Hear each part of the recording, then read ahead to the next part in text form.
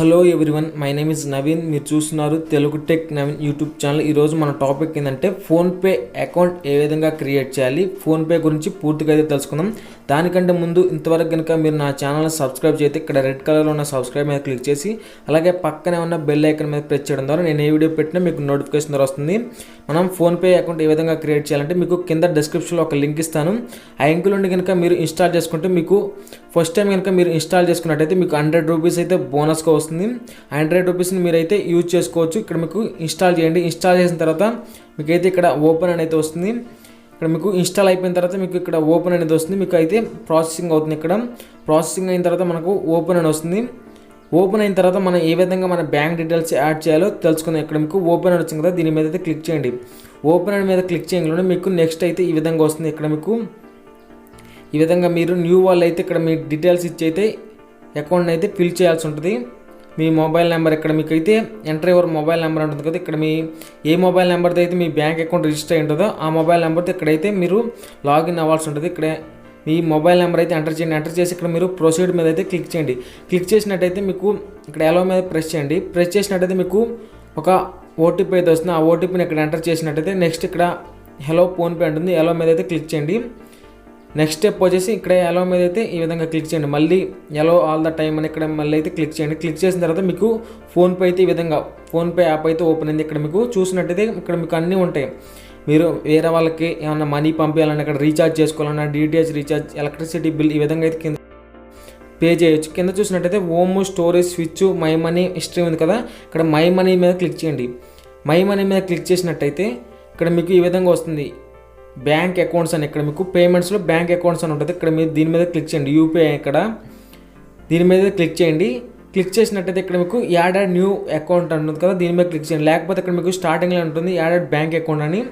అక్కడ కనుక మీకు రాకపోతే ఇక్కడ మై మనీలోకి వచ్చి ఇక్కడ మీరు పేమెంట్స్లో యూపీఐ అని ఉంటుంది కదా, దీని మీద క్లిక్ చేయండి. క్లిక్ చేసి ఇక్కడ యాడెడ్ న్యూ బ్యాంక్ అకౌంట్ మీద క్లిక్ చేయండి. క్లిక్ చేసినట్టయితే ఇక్కడ మీకు అన్ని బ్యాంక్స్ అయితే ఉంటాయి. మీరు ఏ బ్యాంక్ అయితే ఆ బ్యాంక్ని సెలెక్ట్ చేసుకోండి. ఇక్కడ మీకు A to Z బ్యాంక్స్ అయితే ఉంటాయి. మీది ఏ బ్యాంకో ఆ బ్యాంక్ అయితే సెలెక్ట్ చేసుకోండి. నాదైతే స్టేట్ బ్యాంక్ ఆఫ్ ఇండియా కాబట్టి నేనైతే స్టేట్ బ్యాంక్ ఆఫ్ ఇండియాని సెలెక్ట్ చేసుకున్నాను. మీరు ఏ బ్యాంక్ అయితే ఆ బ్యాంక్ సెలెక్ట్ చేసుకోండి.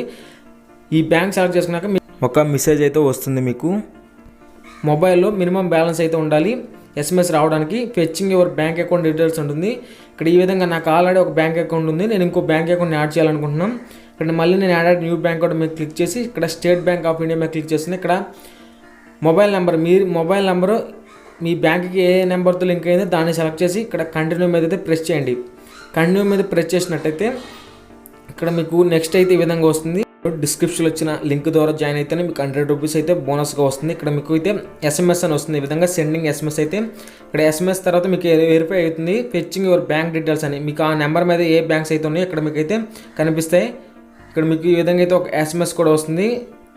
ఇక్కడ మనం ఫెచ్చింగ్ యువర్ బ్యాంక్ డీటెయిల్స్, మన బ్యాంక్ డీటెయిల్స్ అయితే ఇక్కడ చెక్ చేస్తుంది. ఇక్కడ నెక్స్ట్ అయితే మనకు ఈ విధంగా వస్తుంది. ఇక్కడ చూసినట్టయితే బ్యాంక్ అకౌంట్ లింక్ సక్సెస్ఫుల్ అయితే వచ్చింది. ఇక్కడ నాకు ఆల్రెడీ ఉంది కాబట్టి సక్సెస్ వచ్చింది. మీకు న్యూ వాళ్ళు అయితే ఇక్కడ మీకు అయితే మీ కార్డ్ డీటెయిల్స్ అడుగుతుంది. ATM card details, debit card details. ఇక్కడ మీకు లాస్ట్ చివరి 6 నెంబర్స్ అయితే ఇక్కడ మీరు ఎంటర్ చేయాల్సి ఉంటుంది.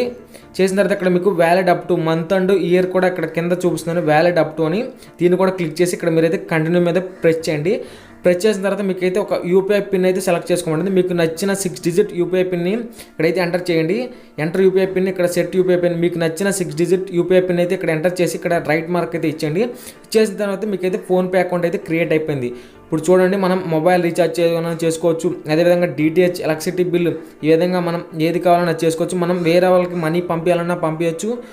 ఇక్కడ మనం బ్యాంక్ డీటెయిల్స్లో చూసినట్టయితే ఇక్కడ మనకు క్యాష్ బ్యాక్లు వస్తుంటాయి. అప్పుడప్పుడు మనం ఎవరికైనా మనీ పే చేసినా కానీ రీఛార్జ్ చేసినా కానీ మనకి ఇక్కడ క్యాష్ బ్యాక్లు అయితే వస్తుంటాయి. ఇక్కడైతే ఈ విధంగా మీరు చెక్ చేసుకోవచ్చు రివార్డ్స్లో. ఇక్కడ మనం బ్యాంక్ బ్యాలెన్స్లోకి వెళ్ళి ఇక్కడ మనం బ్యాంక్ బ్యాలెన్స్ అయితే చెక్ చేయొచ్చు. ఇక్కడ మీకు వ్యాలెట్లో ఏమైనా మనీ పడితే ఇక్కడ కనిపిస్తాయి.